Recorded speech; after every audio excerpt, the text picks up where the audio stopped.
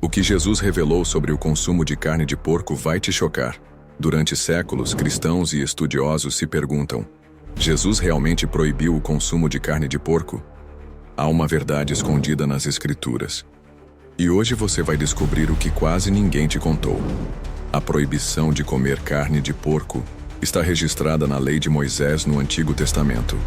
Em Levítico 11:7, o porco é considerado impuro. Mas o que Jesus fez com essa lei? Em Marcos 7:18-19, Jesus declara que nada do que entra pela boca contamina o homem. Ele estava abolindo as leis alimentares? Ou havia um sentido mais profundo? Muitos teólogos acreditam que Jesus estava iniciando uma nova aliança. Mas outros defendem que ele nunca anulou a lei, apenas a cumpriu. O que isso significa para o que comemos hoje? A pergunta final é: o que significa seguir Jesus, em espírito ou na letra da lei? A resposta pode mudar sua forma de ver a fé e a obediência. Se essa mensagem tocou seu coração, deixe seu comentário aqui embaixo. Você acredita que ainda devemos seguir as leis alimentares do Antigo Testamento? Compartilhe sua visão e não se esqueça de seguir o canal Palavra Viva para mais verdades que transformam. Durante séculos, a alimentação esteve profundamente ligada à espiritualidade. No antigo Israel, as leis dietéticas não eram apenas regras de saúde ou cultura. Elas serviam para separar o povo de Deus das demais nações, tornando-os distintos, santos. Entre essas leis havia uma proibição clara: não comam carne de porco, pois é impura para vocês. Mas com a chegada do Novo Testamento, algo novo começa. Jesus entra em cena, não apenas como mestre, mas como o cumprimento da lei e dos profetas. Seu ministério confronta tradições, redefine a pureza e aponta para uma realidade mais profunda. Mais tarde, os apóstolos se veem desafiados a entender como a fé em Cristo transforma todos os aspectos da vida, inclusive o que comemos.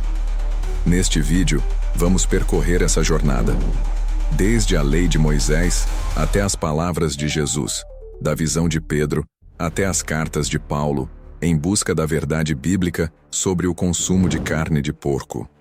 Seja você alguém que ainda observa as antigas leis alimentares, ou alguém que abraçou a liberdade em Cristo, essa reflexão vai te ajudar a enxergar o plano maior de Deus, um plano que vai muito além da comida. Vamos começar do início. Quando Deus tirou Israel do Egito e fez uma aliança com eles no Monte Sinai, Ele deu mandamentos que moldavam toda a vida do povo, incluindo o que podiam ou não comer. Levítico 11:7 e 8 declara que o porco, embora tenha casco fendido, não rumina, e por isso é impuro. Isso é repetido em Deuteronômio 14:8. Não comam sua carne nem toquem em sua carcaça. Era uma ordem direta de Deus. Essas leis faziam parte do Kashrut, o Código Alimentar Judaico. Elas tinham vários propósitos, mas o principal era espiritual: manter Israel separado dos povos pagãos. Levítico 11:44-45 reforça: sejam santos, porque eu sou santo.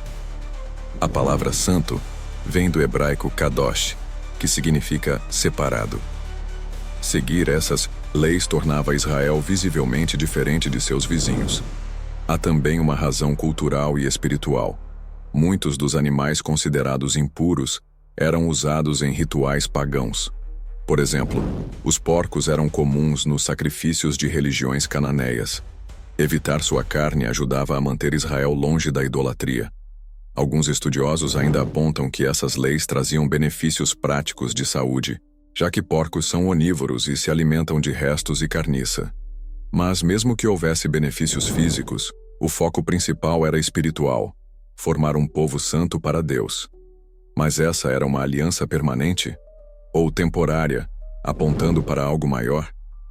No Novo Testamento, Jesus caminha entre os judeus, ensina, cura e desafia tradições. Ele aboliu essas leis alimentares? Muitos citam Marcos 7:18-19, onde ele diz que nada que entra pela boca contamina o homem. É o que sai do coração que o torna impuro. Marcos, ao comentar esse momento, diz: assim Jesus declarou todos os alimentos puros. Mas será que ele realmente estava falando de carne de porco? O contexto mostra que Jesus respondia a uma acusação dos fariseus sobre seus discípulos comerem sem lavar as mãos. Uma tradição humana, não uma lei divina. O foco era a pureza do coração, não a comida em si. Jesus, em Mateus 5,17, diz: não vim abolir a lei, mas cumpri-la. Ele não descartou a Torá, mas revelou seu verdadeiro significado. Não apenas rituais externos, mas transformação interior. Mais tarde, em Atos 10, encontramos a famosa visão de Pedro. Uma toalha cheia de animais impuros é baixada do céu, e uma voz diz: levanta-te, Pedro, mata e come. Pedro se recusa e a voz responde: não chame impuro aquilo que Deus purificou. A visão se repete 3 vezes, mas será que isso realmente se refere à alimentação? O próprio Pedro, em Atos 10, 28, interpreta a visão: Deus me mostrou que não devo chamar ninguém de impuro ou impuro. A lição era sobre pessoas, não sobre comida. A visão preparava Pedro para receber os gentios, antes considerados impuros como irmãos na fé. Mesmo após essa visão, não há registros de Pedro comendo carne impura. A lição era simbólica. O evangelho agora se estendia a todos os povos, judeus e gentios. E o que Paulo diz? O apóstolo Paulo escreve extensamente sobre a liberdade em Cristo. Em Romanos 14,14 ele diz: estou convencido de que nada é impuro em si mesmo. Mas também afirma que, se alguém considera algo impuro, para ele isso é impuro. Ou seja, a consciência individual importa. Paulo também adverte contra líderes que impõem restrições como forma de espiritualidade falsa. Em 1 Timóteo 4:3-5, ele diz que Deus criou todos os alimentos para serem recebidos com gratidão. Ainda assim, Paulo não prega uma liberdade egoísta. Em Romanos 14, 20 e 21, ele ensina que se comer carne leva outro irmão a tropeçar, é melhor se abster, por amor. A liberdade deve estar sempre acompanhada de sensibilidade e respeito. Durante o Concílio de Jerusalém, Atos 15, os apóstolos decidiram que os gentios convertidos não precisavam seguir toda a lei de Moisés, mas deveriam se abster de alimentos sacrificados a ídolos, de sangue e de carne estrangulada. Uma decisão prática, não uma imposição legalista. Em Colossenses 2:16-17, Paulo escreve: ninguém vos julgue pelo que vocês comem ou bebem. Tudo isso é sombra do que haveria de vir. A realidade, porém, encontra-se em Cristo. As leis cerimoniais apontavam para ele. Em Cristo a separação foi desfeita. Judeus e gentios são um só povo. Então, afinal, o cristão pode comer carne de porco? Jesus nunca tratou diretamente da carne de porco. Ele apontou para algo mais profundo. A verdadeira santidade vem do coração, não do prato. O Novo Testamento ensina 2 verdades centrais. Nossa justificação é pela fé, não por regras dietéticas. A liberdade cristã deve ser usada com amor, nunca para causar divisão. Alguns cristãos optam por evitar carne de porco por convicção pessoal, cultura ou interpretação.